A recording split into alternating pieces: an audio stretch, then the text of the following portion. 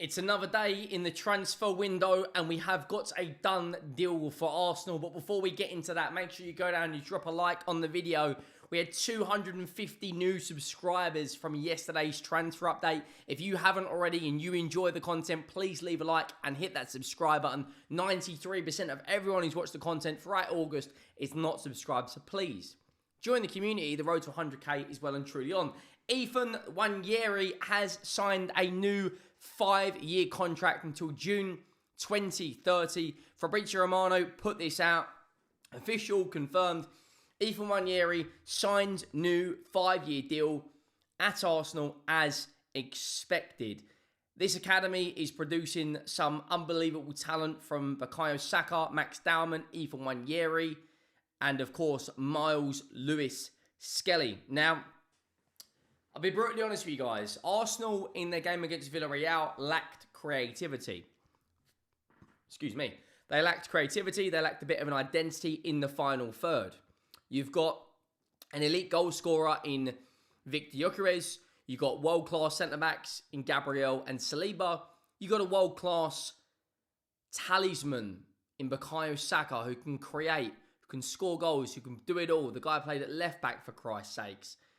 But they're just missing some creativity. Lots of names are being thrown about. Xavi Simons was a player that was linked January and, of course, the beginning of the window. Other names like Eberechi Eze keep coming up. Credible sources speaking about it again. ITK's putting their neck out on the line. Oliver Glasner has apparently said he will play in this Sunday's Community Shield game against Liverpool. Some people are saying that will be his last game in a Crystal Palace shirt.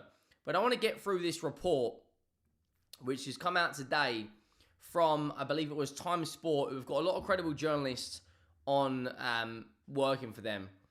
And what's very interesting is a lot of reports coming out in Spain are saying that Rodrygo is happy to leave on a loan deal with an option to buy. Now, a couple of people have suggested that Arsenal need to sell before they can buy. Leandro Trossard, Reece Nelson, there's Zinchenko, Kivior. There's a number of players that are on the departure list from Arsenal, which will generate funds. This report coming out from Time Sport says Arsenal are planning on approaching Crystal Palace midfielder Eberechi Eze and are waiting to see if Real Madrid winger Rodrygo will be able to leave on loan. Well, we'll start with Eberechi Eze. Now, I believe this deal is going to happen. I just think it's going to drag out. You know, my football club Tottenham is crying out for creativity. If he signs, everyone knows my thoughts on Eberechi Eze, one of my favourite players in the Premier League. If he signs for that lot, I will be absolutely fuming. One of the best creative players in the Premier League, stepped up on the big occasion, but this deal looks like it may drag out. You know, for whatever reason, I don't know why Arsenal aren't going in and really putting a bid in. Other reports are coming out saying that there is a £52 million bid going in. The Rodrygo saga, though, he hasn't handed in a transfer request, but Real Madrid are ready to let him go out on loan. The guy needs to be playing in his strongest position. The guy needs to be playing on that left-hand side. Arsenal are crying out for an out-and-out winger on the left-hand side who can get GA. Madueke looks like he's going to be the guy starting. I don't think Martinelli at the moment is really firing on all cylinders. And Leandro Trossard picked up an injury in the Tottenham game. So, in terms of the left wing position, Rodrygo is the perfect fit. There's also been links out there to Rafa Leao is another player that's been heavily linked. It's just at this point it looks like Arsenal are going to make a huge offer for Eberechi Eze of £52 million, according to this. Sammy Mockbell said this yesterday on the Latte Firm's podcast. At the start of the window, I had a conversation with someone with good connections. He alluded to the fact that Gabriel Martinelli wouldn't be available this summer, as last season wasn't his best. There probably was an internal admission that wouldn't be able to attract his book value in the transfer market. I think it has been decided that they will hang on for him for at least another season and maybe revisit the situation next year. I hope that he has a good season. Now, they have to upgrade on Martinelli. I'll be honest. Martinelli, he's a good player, but Arsenal want to be going out there and winning league titles. Arsenal want to be in a position where they're challenging for Champions Leagues. And a player like Rodrygo or Rafael does that. And for me personally, I just think that they need huge upgrades on their wide players. Ethan Nwaneri is a fantastic player who's just signed a new long-term deal. Gyökeres, they've got him, they've got Saka, they've got Odegaard, they've got Rice. But I just feel like another player that is being heavily linked is this man here, Ademola Lookman. Again, is he going to come in and score the 20 league goals or 15 league goals on the left-hand side that they need? Well, he does have a very, very good record for Atalanta. But is it that Rodrygo type signing? Eze, for me, I'm happy to say he's not signing for Tottenham. I don't think he's going to. We'll have to see what's going to happen. Arsenal look like they're the only club in for him.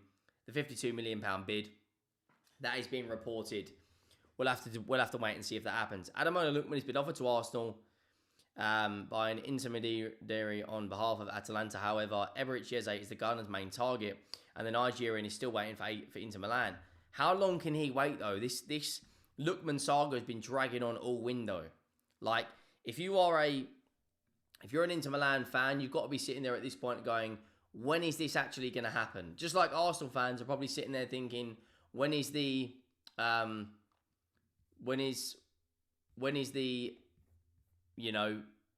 signing going to happen? Sammy Mokbel also said on Latte Firm, in either this window, January, or the next summer, I think a big name has to leave Arsenal just to recalibrate and balance the books. And I personally think that big name is Gabriel Martinelli. Like, in this market, you could quite easily generate 60 to 70 million pounds. They have dropped huge money, Arsenal, this summer. Like, massive amount of money. And they haven't really recuperated anything of huge significance. For me personally, I think Eze will happen. Rodrygo, I'm not so sure. And if they do bring in Eberechi Eze, is that going to be enough?